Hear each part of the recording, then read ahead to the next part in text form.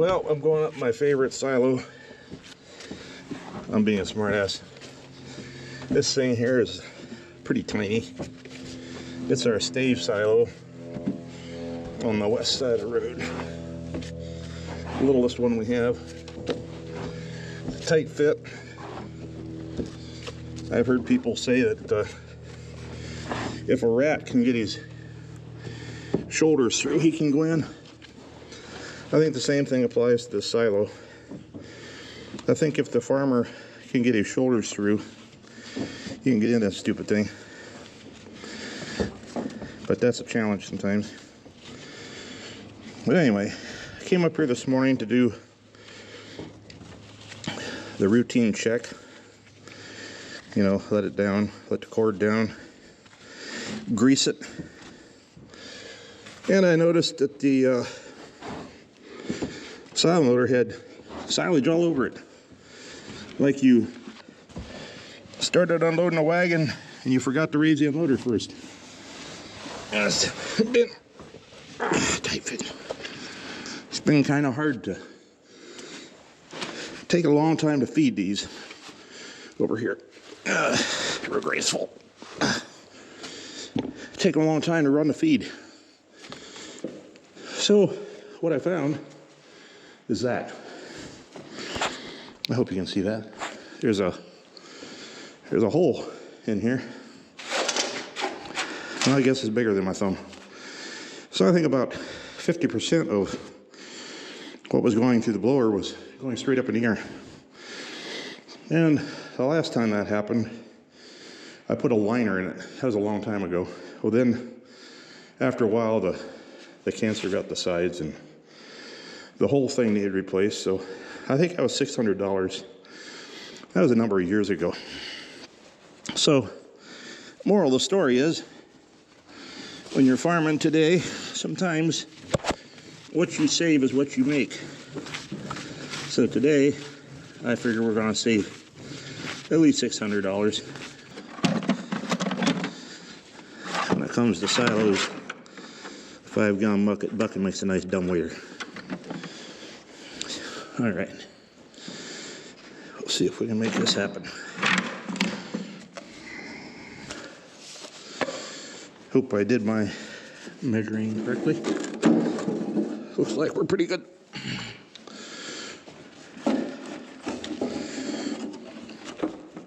We're just gonna bolt that in there like so and plug that hole. Now, the big question is will this clamp fit? Those doors are maybe 18 inches across. It's extremely tight fit, even for me. That ain't gonna work. Okay, back to plan B. Yeah, it's a tight fit. Very tight fit. So it's tight for me to get in here. I think what we're gonna have to do is clamp that down here with the vice grips. Maybe. Oh, shame on me. Can you believe I did not bring vice grips? All right. I'll try something else. See if I can jam something in between. The inside. That ain't gonna work. Maybe the handle. I gotta get something in there to hold that back. Well, that's a tight hole. Interesting problem.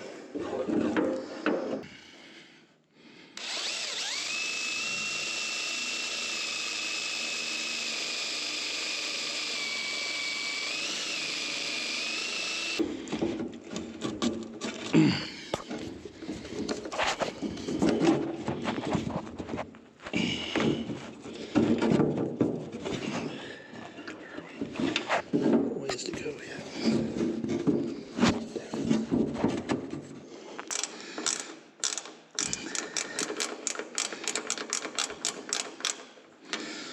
Okay, there's one. That's half the battle there. Let's get it started. Now, let's see if we can get another one. Wish there's some way to make this stupid thing work. There'll be some way to make it work. There's gotta be.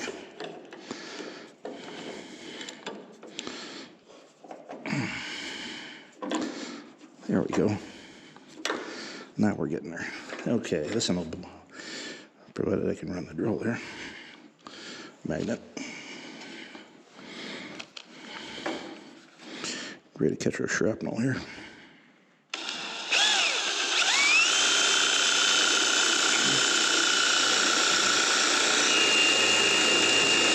You don't want to feed those to your cows. Bad news. Hardware disease is a real thing. It is what it says. It's feeding metal to cattle. Not a good thing.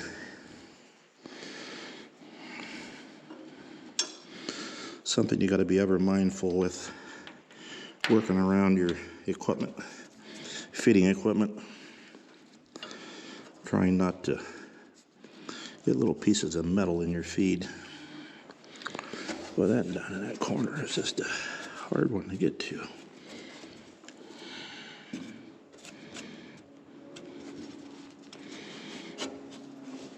I can feel it plenty good. It's just getting it in there. It's the deal. Oops, lost it.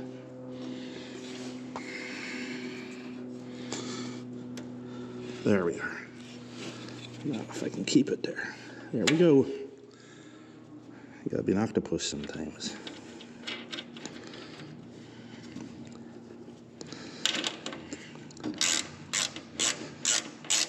I think I better draw these up now before we go further. And you don't want to break them. I can feel it.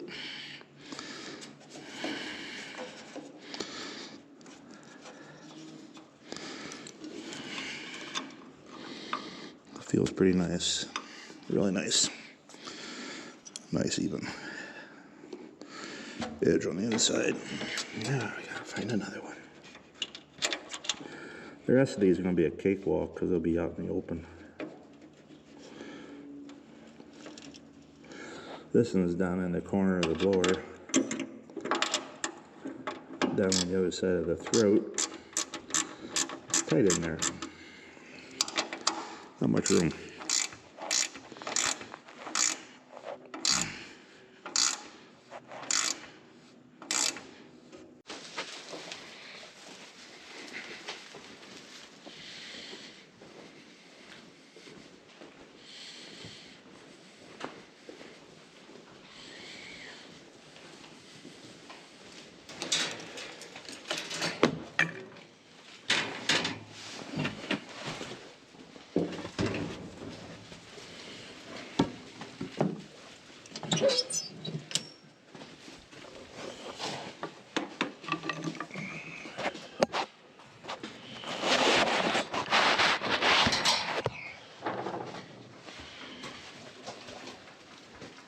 Come on.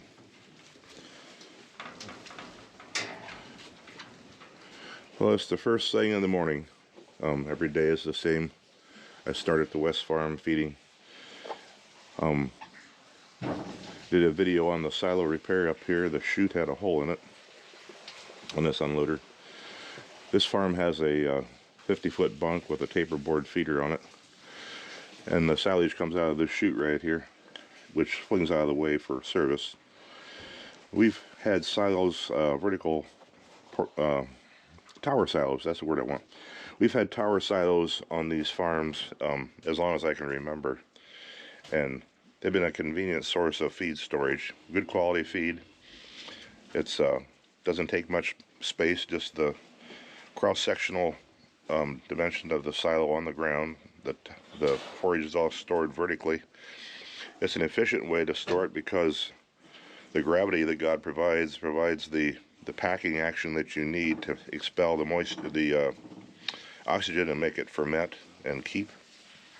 But unfortunately, we're in kind of a labor vacuum now where it is getting almost impossible to find anyone to work on these for you. People don't want to climb. It is dangerous. It's dirty. And so it's becoming harder and harder for us to find anyone to help us service these. We do a lot of the service ourselves, but there are things that we do not do. Electrical service, where you diagnose motor problems, whether it be a capacitor, a start switch, something along those lines that needs to be addressed. We had one last week where a capacitor went out on a motor.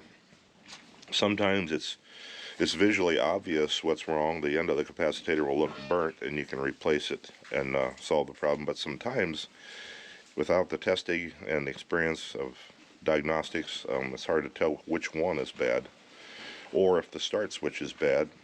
I'm not a trained electrical motor technician, so I don't have that expertise. So we're down to about one person, as near as I can tell, that can help me do that work. Many people have retired. Some are just getting too old to climb and do that kind of work, and the new people that they're hiring on want to hire on to do technical type repairs, and they're not interested in doing the dirty work of farming, which is basically what it boils down to. Farming, as one local farmer advertises in his ads, farming is hard, dirty work, and it is. And if you're not willing to do that, it creates a labor vacuum, a shortage of skilled labor willing to do the mundane tasks that are required to do farming. So I guess that's my rant for the morning. First thing in the AM here, about 2:15 a.m. when we start. We have some customers here that I don't know how patient they are. They're waiting intently for me to turn this thing on and they can get fed. So let's go ahead and get at her.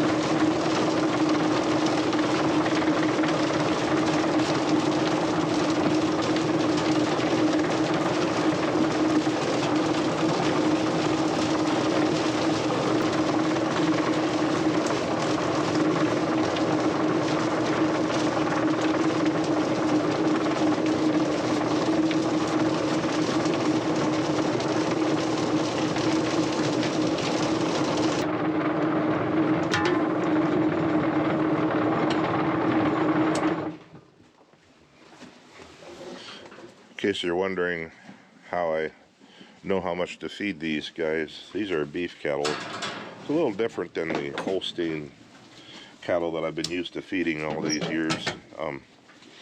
These guys, you're trying to make them fat, so you try to feed them what they'll eat, which means kind of experimenting with it to see how much they will eat. So with dairy cattle, it's more of a matter of feeding a maybe more concentrated protein type ration, where these guys, it's more of feeding a concentrated energy ration. We feed a lot more grain now than we did before. For that reason, the corn and the grain provides the energy. If you're feeding protein, it doesn't necessarily take a lot of pounds. Maybe it takes more bean meal. Bean meal is pretty rich in protein.